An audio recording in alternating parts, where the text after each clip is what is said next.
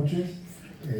Gracias al doctor Zubía y a todos por escucharnos y prestar atención a un tema que obviamente en la medida que existe esta convocatoria genera inquietud. Ese es el primer reconocimiento. El hecho de que haya tanta gente presente evidencia que tenemos algo que no tenemos claro en la sociedad, que nos está causando una molestia, una inquietud, en muchos casos una angustia brutal, como bien expresó quien me precedió en el uso de la palabra, ¿no?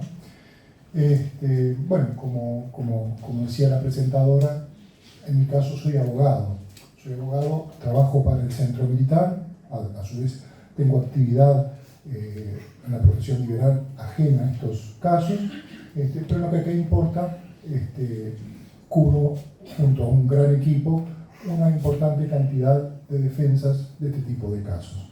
Cuando escuchaba a la doctora Fossati hablar del doctor Susak, de quien veo a la señora, o la veía hace un ratito, ahora no la veo,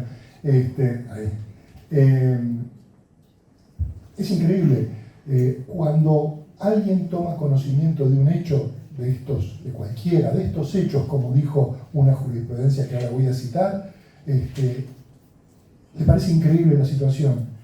Y nosotros, en la medida que somos uno de los defensores que abarcamos un ámbito subjetivo mucho más grande, porque el Centro Militar, por decirlo de algún modo, es como la defensa pública de este tipo de situaciones, por la cantidad de gente que abarcamos, nosotros tenemos doctores Susak por 100. O sea, no, lo que describía la doctora Fossati en relación al doctor Susak, a la prueba, a los delitos que le imputan, lo tenemos por 100, porque tenemos cerca de 100 defendidos, en las mismas condiciones, en la misma situación, imputados de los mismos delitos calcados. Cuando no le imputan un homicidio especialmente agravado, ahora están con el tema de desaparición forzada también, quedaría para hacer 3 conferencias de eso, pero bueno, ahora vamos a dedicarnos a esto. Les imputan homicidios especialmente agravados, lesiones graves, lesiones que se constatan. ¿De qué forma? No hay forma de constatarla. A 50 años de ocurrido supuestamente un hecho, ¿cómo constato una lesión? No existe la forma de constatar una lesión. Si yo le doy un golpe de puño a Testa en este momento y Testa va y me denuncia, lo que va a hacer el Poder Judicial es decir, señor Testa, vaya al ITF a que constate a ver si usted tiene una lesión o no tiene una lesión, y en función de si tiene o no la lesión, lo que va a hacer el Poder Judicial es instruir, pondrán conocimiento a Fiscalía, lo que sea, necesitarán, empezarán a analizar la situación y van a describir un hecho. ¿Cuál es el hecho? Que Emilio Nicolí, que estaba al lado de Carlos Testa, levantó un puño, le imprimió un golpe de puño y le generó una lesión que se constató de tal o cual forma. ¿Qué hay ahí? Hay una descripción fáctica y hay una constatación de una lesión. El señor Carlos Testa va a tener que además acreditar con algún testigo que fui yo el que le pegué y no fue otro. Generalmente lo va a tener, acá hay cámaras, no va a haber ningún problema en probar que yo le generé la lesión al señor Testa. ¿Eso pasa en estos casos? No, no pasa, no puede pasar. Incluso hasta es curiosa la tipificación de lesión grave. ¿Por qué es grave y por qué no es leve? ¿Quién dijo que es grave y por qué? ¿Cómo lo hacen? Bueno, las lesiones la prueban, la índole de la lesión, con una pericia histórica, donde un perito del ITF, en forma abstracta, o sea, dice que si la persona sufrió esto y todos estos casos, muy probablemente haya tenido tal o cual lesión. A esa persona, que finalmente esas pericias están a cargo de un perito en particular, nosotros lo cuestionamos, lo recusamos. ¿Por qué? Porque tuvimos conocimiento de que que había estado preso en la dictadura, que había tenido problemas la esposa y también había estado preso. Sin embargo, no nos hicieron lugar a la recusación y nos dijeron que más allá de eso eran objetivas sus pericias. A ver, en esos términos se constata una lesión.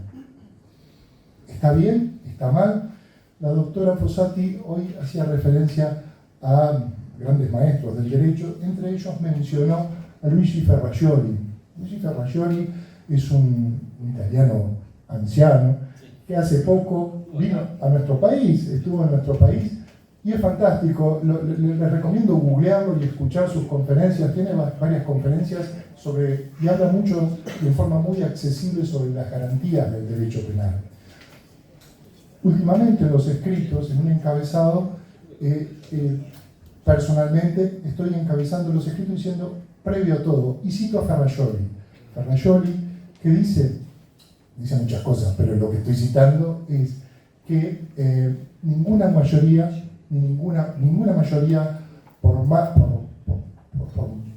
abrumante que sea, ninguna mayoría política de personas y demás, sustituye a la prueba como elemento fundamental para la imputación de un delito. Eso lo dijo la doctora Fossati, lo dijeron todos quienes me precedieron en el uso de la palabra. Y la pregunta es, en estos casos, y digo estos casos porque la jurisprudencia a veces dice estos casos, como si estos casos fueran diferentes al resto de los casos, y ontológicamente no lo son. Acá lo que nos importa es, hay una lesión, hay un abuso de autoridad, hay una privación ilegítima de libertad, hay un homicidio o no.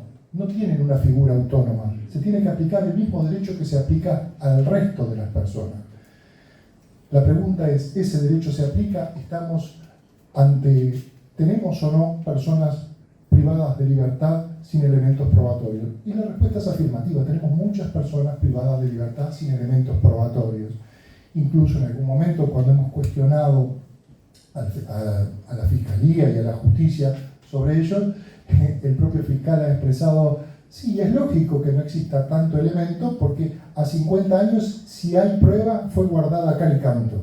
Utilizó esa expresión cal y canto en un expediente penal, en un expediente de la justicia penal bajo la égida del nuevo código que se ventila en Penal 31. Bueno, si él reconoce que está guardada cal y canto, es claro que no se puede, no tenemos nada que discutir. Entonces, en función de cómo llega y cómo sigue la cuestión, cómo avanza en la imputación, en función de relatos y en función de inferencias. Nada más, lo que funciona son relatos, inferencias, nunca prueba, y lo confiesa expresamente. Y ojo, él lo confiesa y nosotros lo controvertimos, pero igual la justicia se lo da. Ese es el problema. Incluso cuando yo escucho hablar tanto de Parcival, yo creo que no es el problema Parcival, el problema es sistémico, es todo el sistema, es Parcival, pero son también los jueces letrados de primera instancia, los 3 ministros de los tribunales de apelaciones que revisan la apelación del auto de procesamiento o de la sentencia, y los 5 ministros de la Suprema Corte de Justicia que dicen que todo eso está bien.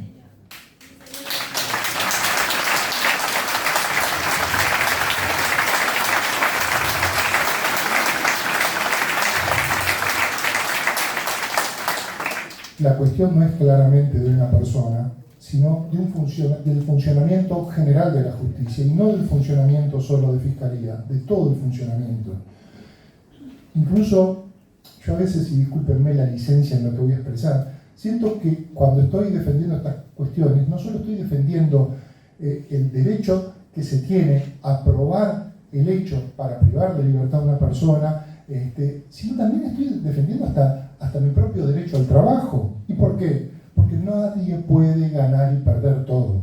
Yo me dedico a otras, como dijo la presentadora Ximena, yo me dedico a otras cuestiones del derecho, trabajo, tengo un estudio jurídico en el que trabajo en otras cuestiones, y en las otras cuestiones gano, pierdo y empato. A veces por igual, a veces gano un poquito más, a veces gano un poquito menos, pero nadie gana siempre y nadie pierde siempre. En estos casos siempre perdemos. Siempre perdemos a 50 años de ocurridos los hechos. Eso es normal. O Parcival es muy bueno, o nosotros somos muy malos, o el sistema anda mal. Son esas 3. Algo de eso está sucediendo. Si somos muy malos nos tienen que sacar, si Parcival es muy bueno nos tienen que dedicar a investigar delitos actuales porque su eficiencia es brutal, y si el sistema anda mal lo tenemos que revisar. Perdón, doctor, Parcival es malísimo, es dañino para... Yo no quiero calificar a nadie personalmente, entiendo la situación, pero lo que quiero decir, quiero llamar a una reflexión. ¿Cómo estamos funcionando? Es normal que a ver, si nosotros tenemos una causa X, ¿no? Y la empieza a investigar Percivale, la única salvación que tiene la persona de salir exonerada es que Percivale diga: no existen elementos suficientes para seguir investigando, entiendo que esta causa se debe archivar. Fantástico, se sacó el 5 de oro y todo lo bueno que le podía pasar. Eso no existe. Ahora, si Percivale sigue adelante, esto es, si solicita la imputación, si pide el procesamiento, se lo van a dar. Si pide la condena, se la dan también. Entonces, fuera de broma, a veces parecemos floreros, no parecemos defensores. Y da hasta vergüenza, porque nosotros le tenemos que explicar a esas personas cómo es que quedaron privadas de libertad. Hace poco, y no quiero mencionar a nadie, porque no quiero ser injusto, porque defiendo a muchos. Entonces, si menciono uno y no menciono a otro, va a decir: parece que el mío es más importante que el otro. Pero en un caso de homicidio, uno de nuestros defendidos, a quien apelamos el auto de procesamiento, en determinado momento me pide para hablar, hablamos, y me dice: doctor, ¿cómo es que yo maté a fulano de tal? Porque yo nunca lo vi a fulano de tal, no sé quién es. ¿Qué entienden el juez y los ministros para entender que yo maté a fulano de tal? Y la pregunta más simple y honesta siempre es la más sencilla, ¿no? Le digo: mire, brillante su pregunta, vamos a interponer un recurso de aclaración y ampliación, porque yo no se la puedo responder. Entonces vamos a pedirle a los señores ministros que nos digan qué hecho o qué omisión desarrolló usted para dar muerte a fulano de tal, porque yo no lo entiendo. Obviamente ese recurso de aclaración y ampliación dijeron: la sentencia es prístina, es clara. Entonces, que estamos reclamando porque parece que nosotros no hacemos nada, y desde el centro militar, todos los abogados que trabajamos en este tema, y los que no son del centro militar, y acá también hay, y me consta que se esfuerzan en controvertir y en cuestionar, lo hacemos, no somos escuchados. Esa es la realidad. Tenemos un proceso penal que no hay defensa. Y voy a eso. Hay defensa y no hay defensa. Si ustedes me preguntan, ¿hay garantías? Yo tengo que establecer un distingo. Tengo que establecer un distingo, y sí, porque formalmente sí tenemos garantías en la medida que usted presentan una denuncia, se presenta ante una fiscalía, que es el legitimado para investigar, o ante el Poder Judicial en los casos del viejo código. Si fiscalía formula una imputación, nos dan un traslado, se respetan los plazos procesales para que las defensas esgriman la defensa.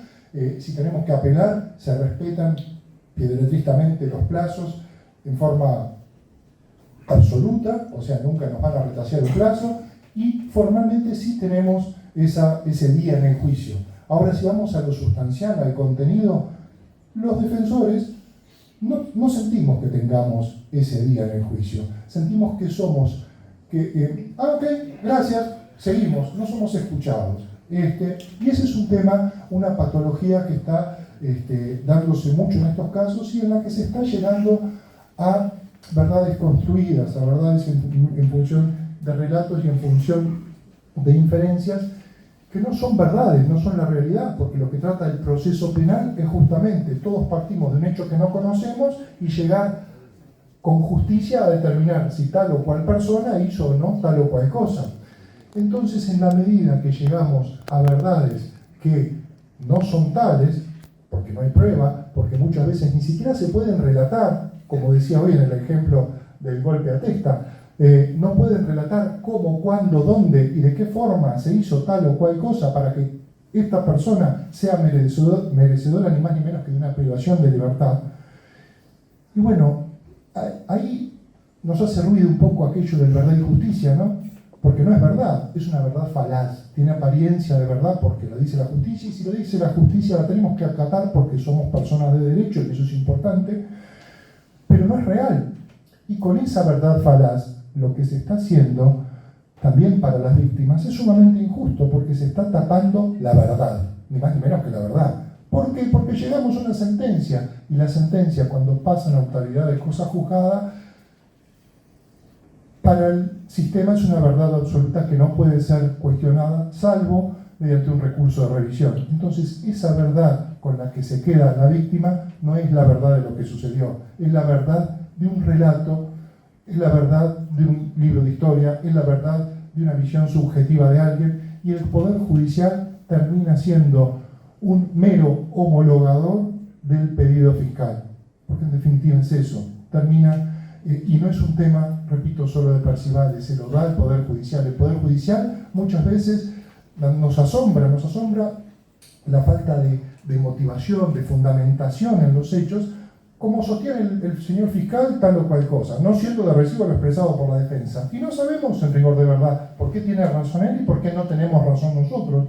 No lo sabemos y no lo sabemos porque no lo dice la sentencia. No lo dice la sentencia en cuanto a los hechos, no lo dice la sentencia en cuanto a la responsabilidad que excelentemente señaló la doctora Fossati, no lo dice la sentencia tampoco en cuanto al guarismo punitivo. El fiscal pide 25 años, sepa que van a ser 25 años, nunca son 23 ni 22, es justo, da en el clavo, porque no se discute, y en 5 renglones dice, la pena está dentro de los guarismos del máximo y del mínimo, es correcta, vamos arriba, es la pena. No la discutimos, la discutimos, ¿sí? Nosotros decimos, bueno, si es culpable, por lo menos queremos que le imputen el mínimo. No entendemos tampoco por qué, a ver, son tantas cosas que vienen a la cabeza que sería imposible agotarlas en esta breve charla. Sin lugar a dudas, tenemos que, obviamente, aceptar lo que dice el Poder Judicial, porque en la medida que tenemos un sistema democrático republicano de gobierno, es uno de los poderes del Estado y no hay mejor sistema que el democrático republicano. Pero tenemos que cuestionar y también mover un poco, generar un poco de inquietud de que hay mucha gente que se va a sus casas con una pena que no entienden, no la entienden, porque no la pueden entender cuando nadie les explica por qué están presos y nosotros no se lo sabemos explicar. Entonces, vaya si es importante este tipo de actos que nos ayuden a concientizar y a cambiar un poco y a buscarle otra vuelta, que no sea esta. Y redondeo para terminar, cuando exigimos la falta de prueba hace poco, una jueza del interior de nuestro país, estábamos cuestionando la falta de prueba, que no había prueba para esto, que no había prueba para aquello, y expresó que la excesiva exigencia probatoria de la defensa a 50 años de ocurridos los hechos es anacrónica y fomenta la impunidad. Lo dijo en esos términos. Yo tengo que ser franco, tuve que ver bien qué significaba anacrónica, lo busqué en el diccionario y es de otra época, pasado de moda. Y la prueba no está pasada de moda. La prueba y las garantías procesales, el indubio pro reo y el principio de inocencia son garantías que a la humanidad le costaron sudor y lágrimas y forma parte de lo que son los principios generales del derecho. Y los principios generales son eso, son la confluencia de un montón de sufrimiento de la sociedad y de un estándar mínimo que nos garantice a todos una libertad con reglas. Y eso es lo que le estamos pidiendo no solo a la Fiscalía, también al Poder Judicial y de algún modo concientizar a la sociedad. Pedir, así como existió el caso de Susak, analicemos todos y cada uno de los casos y vamos a ver cuántos nos convencen de que esas personas son culpables. Están condenadas a muerte. Es un fatalismo. Si se pide, se le da y no hay más que decir. Es un fatalismo absoluto. Doctor, una acotación chiquita. Sí. Porque por encima del voto soberano no existe ni la Constitución, ni la regla, ni el decreto, no existe nada. Aquí se sometió 2 veces, que se hablaba, ¿no?, al principio del referéndum, y por sobre el voto soberano no hay ninguna ley que le pueda tirar abajo ese resultado. Entonces acá no va a haber ninguna solución, sino es política, porque van a seguir años atrás de esto y no va a haber solución. Entonces, por sobre el soberano que no fue respetado, eso es que los compañeros, y me emociona porque ayer estuvimos con Carlos, conmigo a verlo, no van a morirse prisioneros, porque lo que se pasó por acá, por el 4 letras, fue la resolución del soberano. Sobre eso no hay constitución, ni ley, ni nada. Hay que respetar la decisión del soberano. Y la clase política